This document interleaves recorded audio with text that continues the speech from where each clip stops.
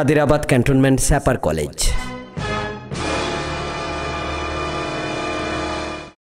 Bismillahirrahmanirrahim. Assalamu alaikum, my dear student. We are talking about some grammatical items serially. First year, আমরা question number 1 থেকে 6টা grammar পড়েছি। Revision এনেছে Tajul sir. আমরা এরপর থেকে আমি 7 থেকে শুরু করেছি। আমাদের প্রত্যেক স্যার এটা তার মতো করে গ্রামার আপনাদের আলোচনা করবেন, বই থেকে রুল থেকে শিখবেন। আমাদের আজকে এই পর্যায়ে আলোচনার টপিক হচ্ছে তিনটা। প্রধানত সেন্টেন্স কানেক্টর। কোশ্চেন নাম্বার 10 11 হচ্ছে সিনোনিম অ্যান্টোনিম, সমার্থক শব্দ বিপরীত শব্দ।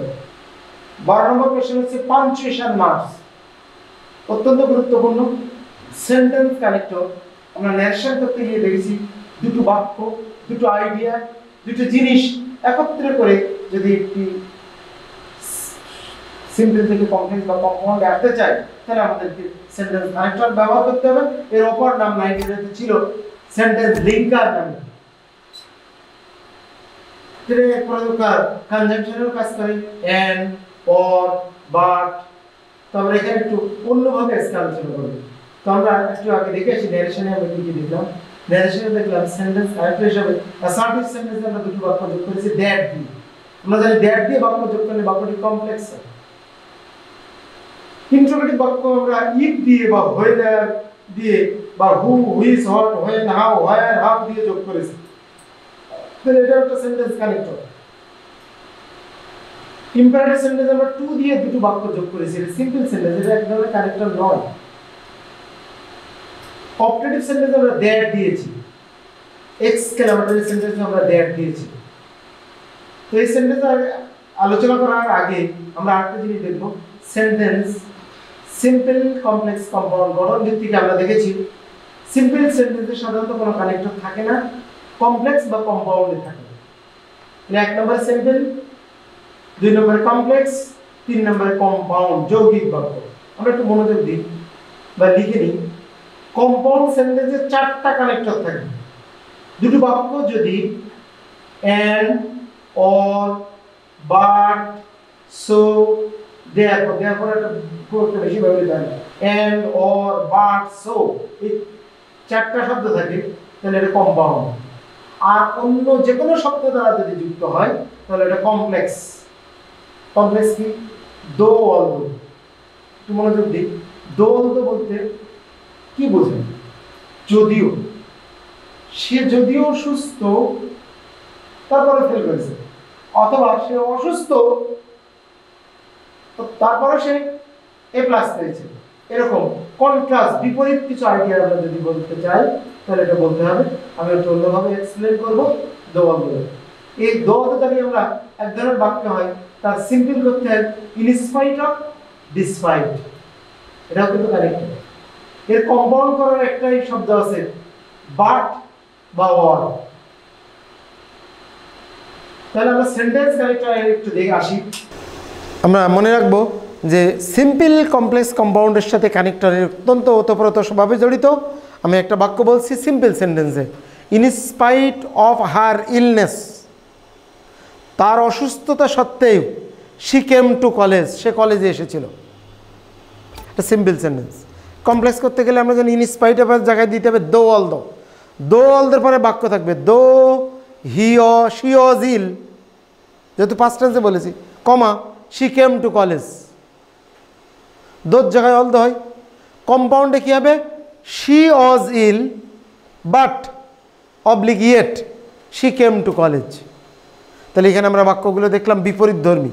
তাহলে এই যে দুটো বাক্য যোগ করার জন্য আমরা in spite of, despite, complex sentence দিয়েছি দো, অলদো, কম্পাউন্ডে দিয়েছি বাট বা ইয়েট। এই শব্দগুলো যদি উজ্জ্ব করি, আবার বাক্যটা পড়ে দেখলাম যে বিপরীত ধর্মী কোনো বাক্য উপস্থাপন করা হয়েছে, সে অসুস্থ ছিল তাও কলেজে এসছে, তাহলে এই কানেক্টর 6টা কানেক্টর ব্যবহৃত হবে। একই ধরনের বাক্য আছে বিকজ অফ হার ইলনেস, অসুস্থতার কারণে শি ওয়েন্ট টু হসপিটাল। এটা কিন্তু স্বাভাবিক কথা, আর ওটা ছিল কন্ট্রাস্ট, বিপরীত কথা। তাহলে একই ধরনের কথা, সে কিন্তু এ বাক্যও অসুস্থ ছিল, এবার কিন্তু সে কলেজে না এসে হসপিটালে যাচ্ছে, ডক্টরসের কাছে যাচ্ছে, ক্লিনিকে যাচ্ছে। তাহলে বাক্যটা হচ্ছে ইনস্পাইট, কানেক্টরটা হচ্ছে ইনস্পাইট অফের পরিবর্তে because of, due to, on account of, কারণে, of her illness, she went to doctor, she went to hospital, she went to clinic. আমি কিন্তু মূল বাক্য বলাচ্ছি, সাথে সাথে সিম্পল কমপ্লেক্স কম্পাউন্ডে একটা আইডিয়া দিচ্ছে। এরপরে কমপ্লেক্স করতে গিয়ে আমরা দেখব বাক্যটা হবে ওই দ্বিতীয় ক্লজটা আগে আসবে। She went to doctor because she was ill, as she was ill, since she was ill, সব একই অর্থ। অ্যাজ, সিন্স, বিকজ মানে যেহেতু। এটা কমপ্লেক্স। কম্পাউন্ড কি? She was ill, so she went to doctor, she went to hospital, she went to clinic. Simple, complex, compound বাক্যগুলো লিখে যদি আমরা এই মাঝখানে দুটো বাক্য কানেক্টরগুলো তুলে নিই এবং অ্যানালিসিস করি, তাহলে দেখতে পাই এখানে স্বাভাবিক ঘটনা ঘটলে তিন ধরনের সিম্পল সেন্টেন্সে ব্যবহৃত হয়েছে। Because of, on account of, due to. কমপ্লেক্সে ব্যবহৃত হয়েছে বিকজ, অ্যাজ, সিন্স। কম্পাউন্ডে ব্যবহৃত হয়েছে সো অথবা অ্যান্ডও হতে পারত। এর নাম হচ্ছে এক ধরনের বিশেষ কানেক্টর বা লিঙ্কর। এছাড়া ঘটনাক্রম বলতে আমরা ফার্স্টলি, সেকেন্ডলি, থার্ডলি এরকম কোনো আইডিয়া আসতে পারে। নেক্সট, দাস, হাউএভার, যাই হোক না কেন। মোরওভার, অধিক তথ্য দেওয়ার ক্ষেত্রে মোরওভার, সো, অ্যাকচুয়ালি এরকম ব্যবহার করতে পারি। অনেক সময় দেখা যায় ছেলেমেয়েরা একটা ম্যাজিক ব্যবহার করে, অনেক সময় খেটেও যায়, অনেকগুলো খাটে না অবলিকের কারণে। তো আমরা প্রথমত শেখার চেষ্টা করব।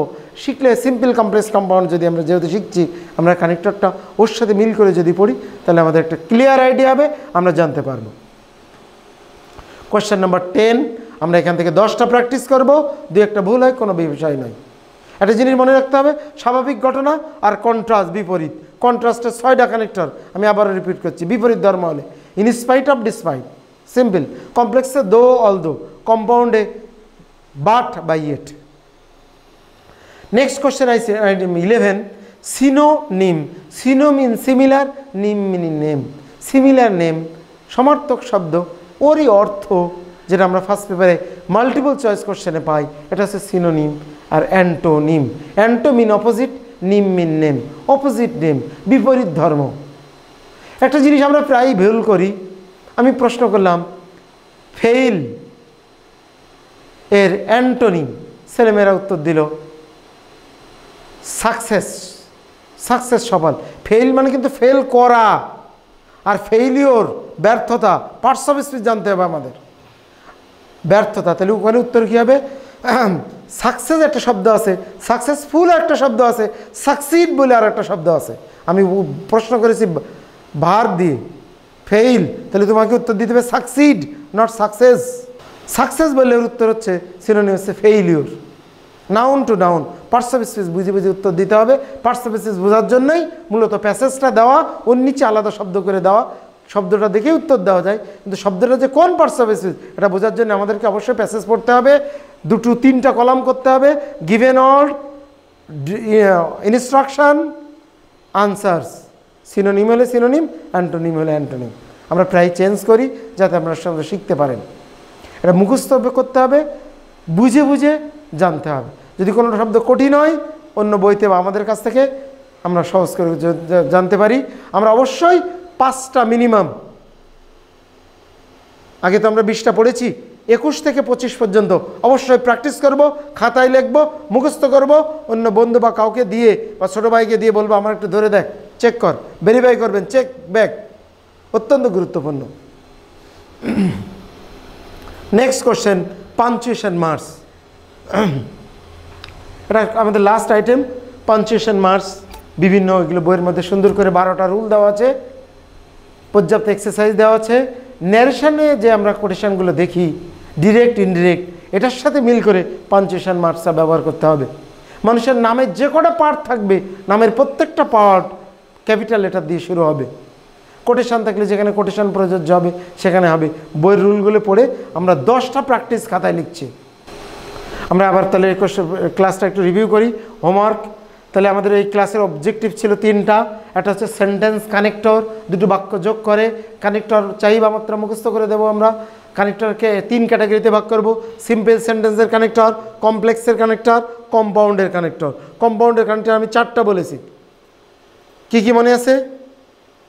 And, or, but, so, or.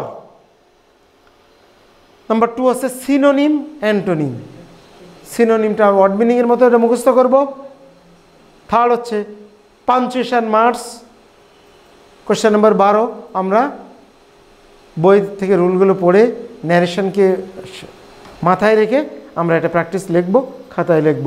হোমওয়ার্কটা আমরা সেভাবে লিখিনি। কোশ্চেন নম্বর 10, 11 ও 12 আমরা একটু খাতায় লিখব। প্রত্যেকটা আমরা 10টা করে খাতায় লিখব, পড়ব। কনফিউশন হলে কমেন্ট বক্সে আমরা জানাবো যে কী পড়বো, কোথা থেকে পড়বো, কোথায় কোনো বিশেষ অসুবিধা হচ্ছে কিনা আমার জানাবো। আমরা অবশ্যই কমেন্টের উত্তর দেবো। Thank you very much.